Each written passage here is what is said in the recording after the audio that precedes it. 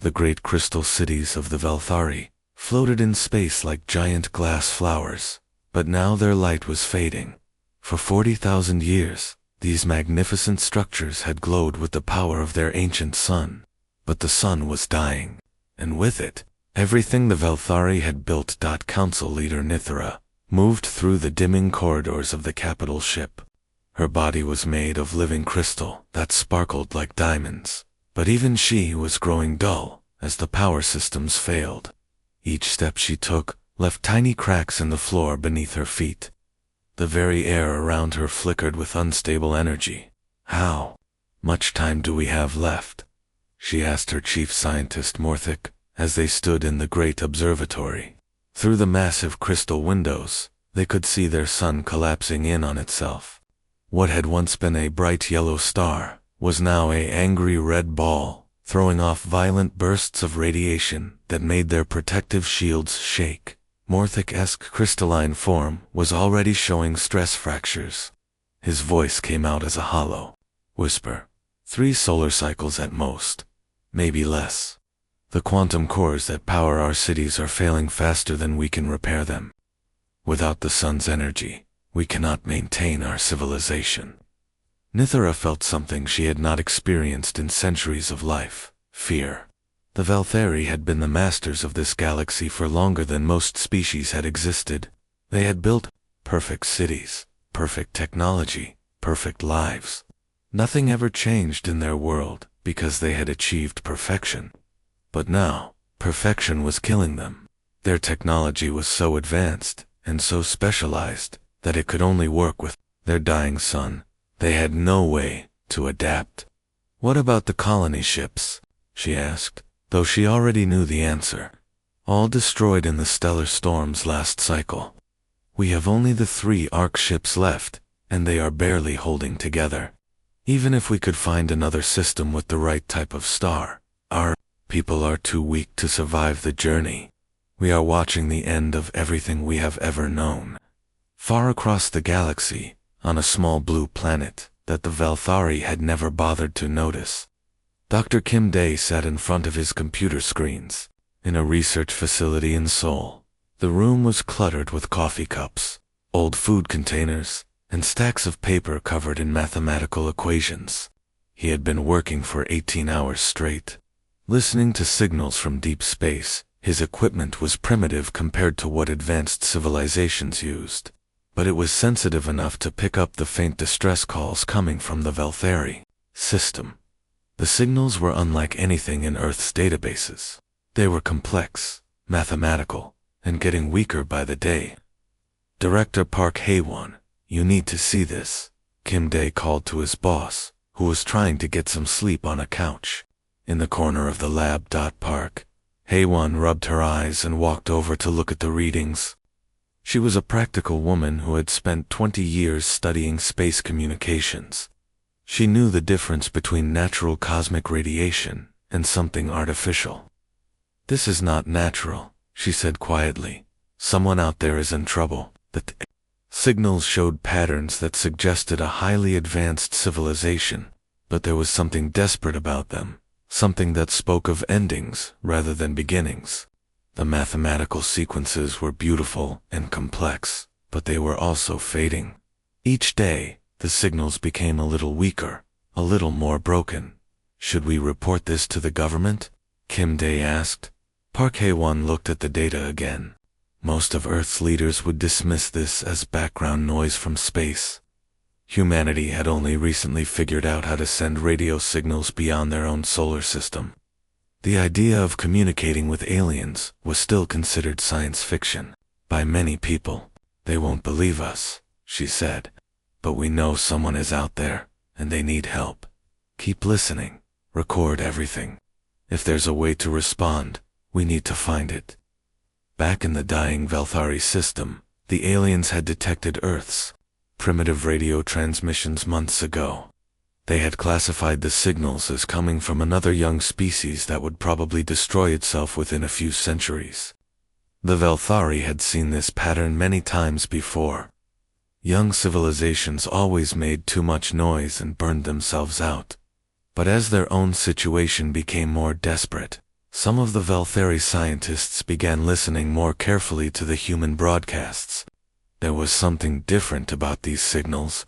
Most young species sent out messages of war, fear, and conquest. The humans sent out music, stories, and something the Velthari had not heard in millennia: laughter. "They are strange," observed Kylanth, a young Velthari scientist. "Their technology is basic, but their communications show no fear of the unknown. They seem to find joy in discovery, even when they do not understand what they have found." Nithera dismissed this observation. "They are children playing with dangerous toys. They will destroy themselves like all the others. We have more important concerns." But deep inside the dying Ark ships, some of the younger Velthari continued to listen to the human signals. They heard something in those chaotic, creative transmissions that their ancient wisdom had forgotten: hope. 3 massive ships appeared at the edge of Earth's solar system like dark shadows against the stars. They were larger than anything humans had ever built, stretching for miles in every direction. But even from far away, it was clear that something was terribly wrong with them. Their crystal hulls were cracked and broken, leaking strange gases into space. Parts of the ships were completely dark, as if the lights inside had gone out forever. Captain Li Jun was the first human to see them, clearly through his ship's telescopes.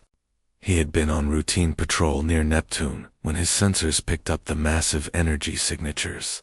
At first, he thought they might be asteroids or comets, but asteroids did not send out organized radio signals. "Command, this is Captain Li," he spoke into his radio. "I have 3 unknown objects entering our solar system. They are artificial. Repeat, they are artificial, and they appear to be in distress." Back on Earth, Dr. Kim Dae's team worked frantically to decode the signals coming from the alien ships. The mathematical patterns were incredibly complex, but there were parts that seemed familiar. After 6 hours of analysis, Kim Dae realized what they were hearing. "It's a distress call," he announced to the emergency council that had gathered. "In Geneva, the basic mathematical structure is the same as our own emergency protocols, but much more advanced. They are asking for help." The world's leaders stared at him in disbelief. President Martinez of the United Earth Coalition spoke. "First, are you certain? This could be some kind of invasion force." "No, sir," Kim Dae replied. "The signals showed desperation, not aggression. Their power levels are failing rapidly. At this rate, their ships will lose life support within days." Inside the lead Velthari Ark, Council Leader Nithera felt her crystalline body growing weaker with each passing hour. Around her, millions of her people huddled in the failing ships, watching their ancient civilization die in the cold of space. The quantum cores that powered their technology were finally giving out, and there was nothing they could do to stop it. "We should never have come here," whispered Morthic, his voice barely audible through their communication crystals. "These primitive beings cannot possibly help us. We should die with dignity rather than begging from children." But Nithera had made her choice. "Send the message," she ordered. "Tell them who we are and what we need. If we are to die, let it not be from pride." The transmission that reached Earth was unlike anything humans had ever received. It contained mathematical proofs that demonstrated the aliens' intelligence, star charts showing where they had come from, and biological data about their dying people. But most importantly, it contained something that translated clearly into every human language: "We have nowhere left to go." Captain Li Jun received his orders within hours. "Take your squadron and make contact," Admiral Chen told him over the radio. "Offer whatever assistance you can. Medical supplies, food, power cells, anything they need." "Sir, we don't even know if our technology is compatible with theirs," Li Jun replied. "Then we figure it out as we go. That's what humans do." Li Chen's small fleet of 5 ships approached the alien arcs slowly, broadcasting messages of peace in every mathematical language Earth's computers could generate. When they got close enough to see the alien ships clearly, Li Jun was amazed by their beauty even in decay. The crystal structures were like nothing human engineers had ever imagined. Flowing and organic, despite being made of what appeared to be living glass. The response from the aliens came quickly. Nithara's image appeared on Li Chun's screen. A tall, graceful figure made of shimmering crystal, but clearly weak and fading. "I am Nithara of the Velthari Confederation," she said through the translation system they had hastily constructed. "We are the survivors of a dead system. Why do you approach us? We have nothing to offer you." Captain Li Jun looked at the alien leader and saw something he recognized. Someone trying to be brave in the face of hopeless circumstances. "I am Captain Li Jun of Earth," he replied. "We approached because you called for help, and we are here to give it." The concept was so strange to Nithara that she had to ask her translators to repeat it several times. "You offer aid to beings you have never met. Beings whose technology is far beyond your own. What do you want in return?" "Nothing," Li Jun said simply. "You need help. We can help. That's enough." For the first time in her long life, Nithara found herself speechless. In 40,000 years of Velthari history, she had never encountered a species that would willingly help strangers without demanding something in return. Advanced civilizations conquered primitive ones, or ignored them entirely. They did not offer them sanctuary. "Your offer makes no logical sense," she finally managed to say. Captain Li Jun smiled, though he knew she probably could not understand the expression. "Ma'am, with respect, logic is overrated. Sometimes you just do what's right because it's right." Within hours, human ships were docking with the alien arcs, bringing medical teams, engineers, and supplies. The humans worked frantically to understand alien technology they could barely comprehend, driven by nothing more than the simple human instinct to help someone in need. And in the depths of the dying Velthari ships, something began to stir that had been dormant for millennia. Hope. The Velthari ships were falling apart faster than anyone expected. Large pieces of crystal hull broke away and burned up in Earth's atmosphere like strange, glittering meteors. Inside the ships, the artificial gravity was failing in sections, causing people and objects to float helplessly through the corridors. Engineer Omincio had not slept for 3 days. She stood in the engine room of the lead arc, staring at technology that was beyond anything humans had ever dreamed of. The Velthari power cores were beautiful, like giant crystals that sang with energy, but they were dying without them. 1,000,000 alien refugees would suffocate in the cold of space. "I don't understand how any of this works," she admitted to Nithara, who was floating nearby in a containment field that helped support her weakening form. "Your technology is thousands of years ahead of ours. How can we possibly fix it?" Nithara's voice was weak but patient. "You cannot. Our quantum cores were designed to work only with our home star's specific energy signature. Without that exact frequency, they will continue to fail. We have accepted our fate." But Omincio was not ready to accept anything. She was the kind of person who took apart radios as a child just to see how they worked, and who had spent her career solving problems that everyone else said were impossible. "There has to be another way. What if we don't try to fix your power cores? What if we replace them with something else?" The idea horrified the Velthari engineers who were listening. "Impossible," said Morthic. "Our entire civilization is built around those cores. Every system, every device, every life support function depends on them. You cannot simply swap out the heart of our technology." "Why not?" asked Omincio.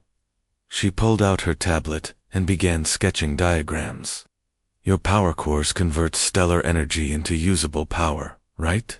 Well, our fusion reactors do the same thing, just differently. What if we could build a bridge between your systems and ours?" Dr. Cho Youngen was working in the medical bays, trying to understand why the Velthari were getting weaker, even when their life support was working. She had been studying their crystalline biology for days, comparing it to human cellular structure. What she discovered changed everything. "They're not dying," she announced to the medical team over the radio. "They're trying to evolve." Captain Li Jun, who was coordinating the rescue efforts from his ship, stopped what he was doing. "What do you mean evolving?"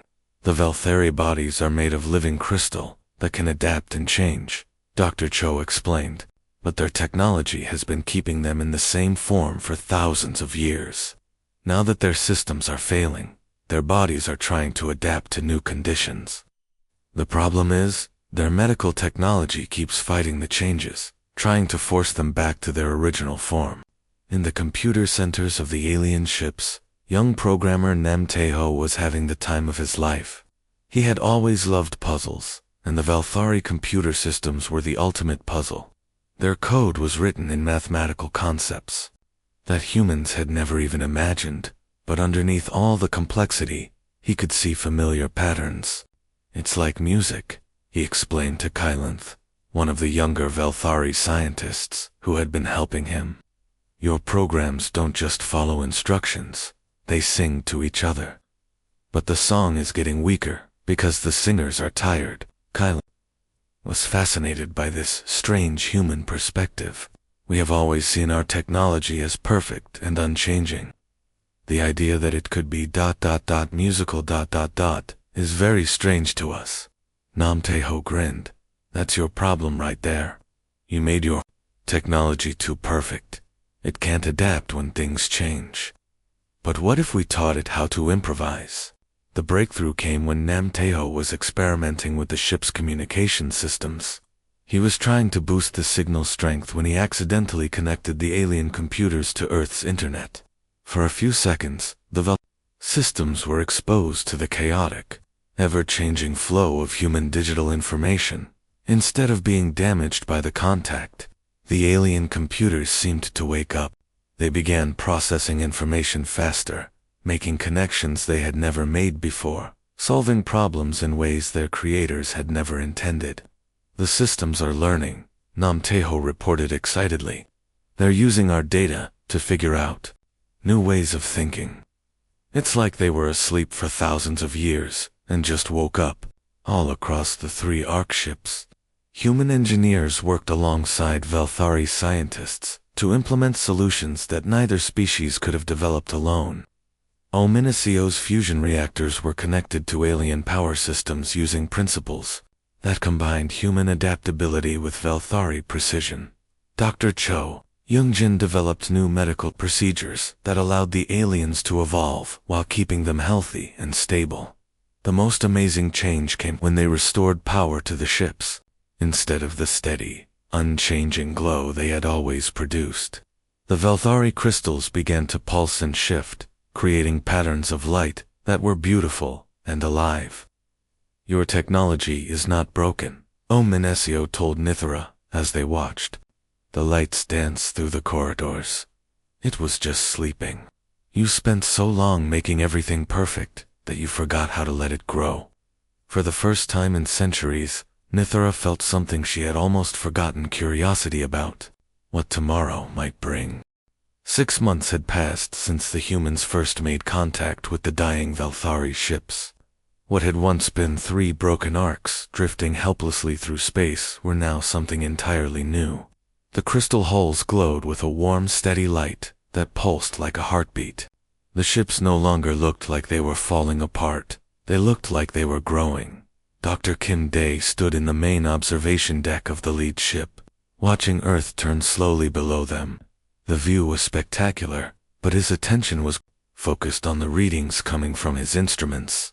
For weeks, he had been monitoring signals from the Velthari home system, and what he was seeing didn't make sense.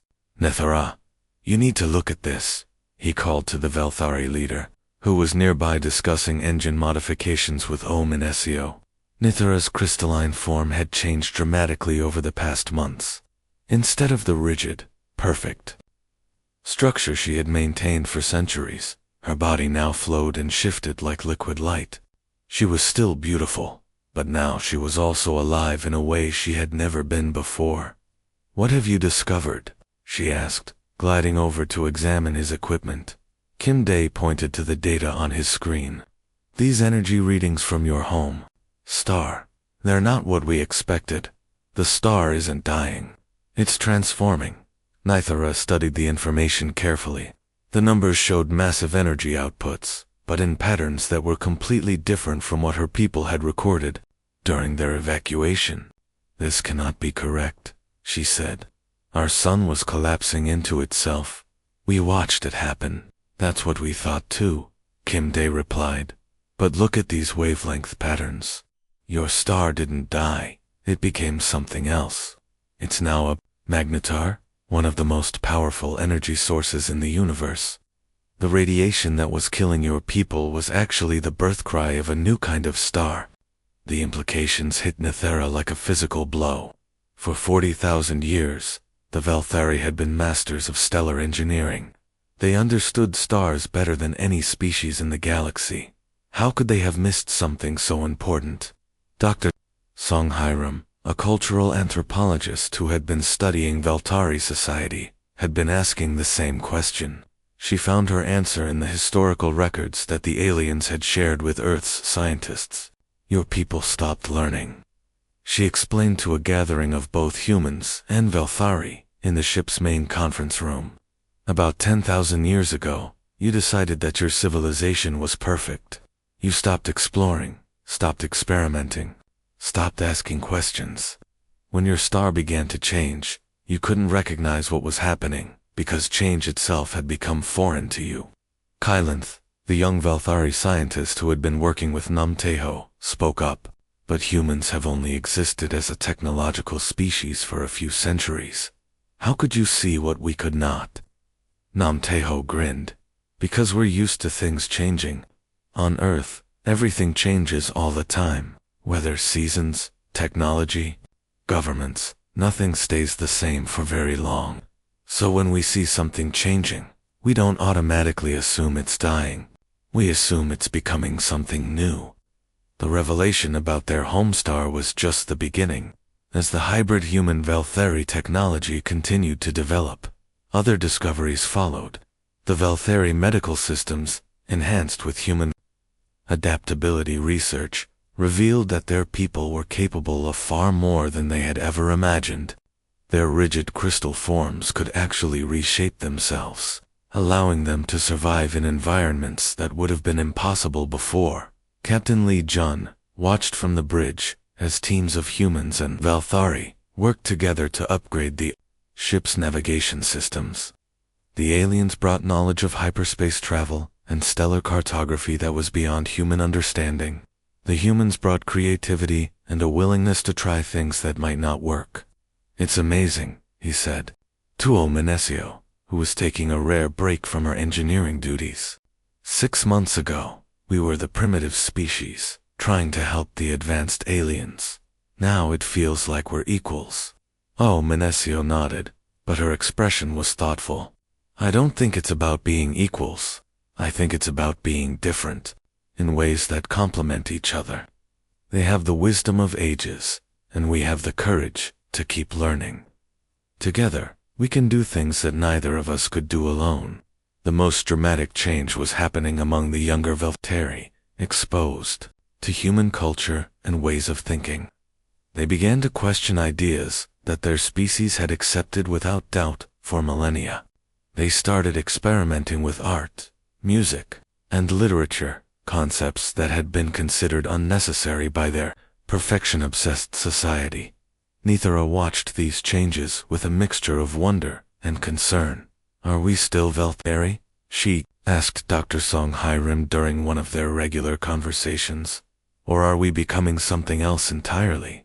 Does it matter? Song Hiram replied, You're becoming who you were meant to be.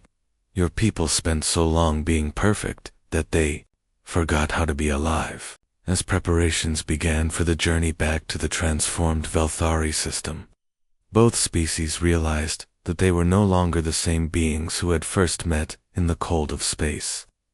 The humans had gained knowledge and perspective that expanded their understanding of the universe.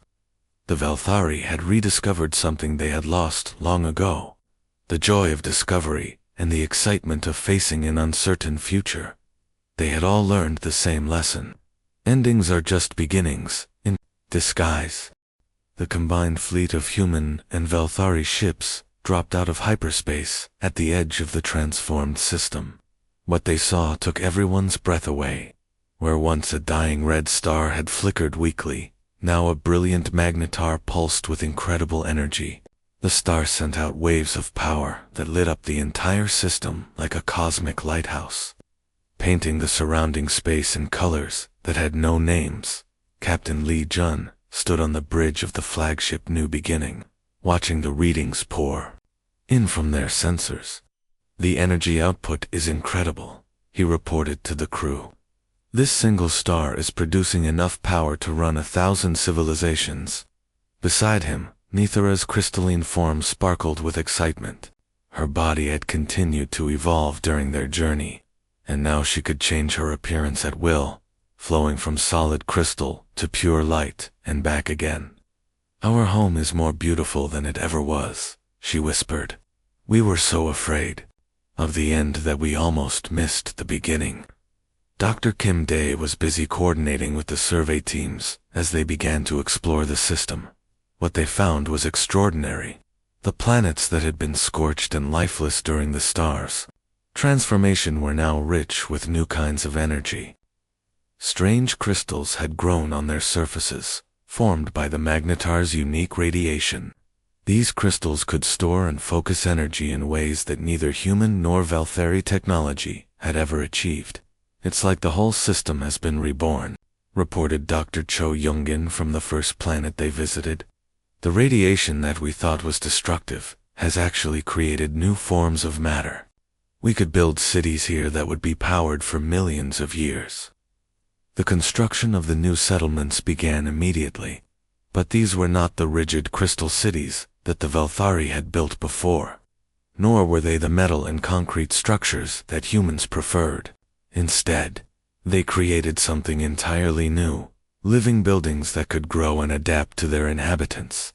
Needs. Omenesio worked with Velthari architects to design structures that were part crystal, part metal, and part organic matter. The buildings could repair themselves when damaged, expand when more space was needed, and even move to new locations if the environment changed. "This is what happens when you combine human flexibility with Velthari precision," she explained to a group of new settlers. "We're not just building cities, we're growing them." Nam Teho had become something of a legend among both species for his work on the hybrid computer systems. The networks he designed could think and learn like living beings, but they also had the vast memory and processing power of advanced machines. Children from both species learned to communicate with these systems as easily as they talked to their friends. "The computers are like partners now, not just tools," he told the education committee as they planned schools for the new colony. "They help us learn and discover things, but they also learn from us. It's a relationship, not just programming." The most remarkable changes were happening to the people themselves. The Velthari, who had spent centuries in rigid crystal forms, were discovering that they could reshape their bodies for different tasks. Some chose to become more human-like when working closely with their new partners. Others explored forms that had never existed before, becoming living art that could think and feel. The humans, exposed to Velthari longevity treatments and energy-based biology, found that they could live much longer lives and even survive in environments that would have killed them before. Some chose to partially crystallize their bodies, gaining the Velthari ability to process energy directly from their star. Dr. Song Hiram documented these changes in her research journals. "We are witnessing the birth of a new kind of civilization," she wrote. "Neither purely human nor purely Velthari, but something that incorporates the best of both species while becoming something greater than either could achieve alone." The young people of both species adapted most quickly to the new reality. Velthari children who had never known the rigid perfection of the old ways played games with human children that involved constant change and creativity. They invented new forms of art that combined crystal sculpture with human music, creating beauty that could be seen, heard, and felt as pure energy. Kyle's single quotes inth. Now one of the lead scientists in the colony, often worked with teams that included both species. The old Velthari way was to perfect something once and then never change it. He explained to a visiting delegation from Earth, the human way is to constantly improve and adapt. Together, we create things that are both stable and flexible, both beautiful and practical. As the first year in the new system came to an end, Nithera and Captain Lee Jun stood together on the observation deck of the Central Space Station, watching the Magnetar's light dance across the growing cities below. When we first met, we thought we were watching the end of everything, Nithera said. My people were dying, our star was gone, our civilization was finished. Lee Jun smiled. But endings are just beginnings in disguise. That's what humans have always believed. Every problem is really an opportunity. Every loss is a chance to gain something better. And now we have built something that neither of our species could have imagined, Nithera replied. A civilization that can grow and change while still honoring the wisdom of the past. We have learned to see every ending as a new beginning. Together, they had created something that would face any challenge the universe offered, because they understood the greatest truth of all: the future belongs to those who never stop learning.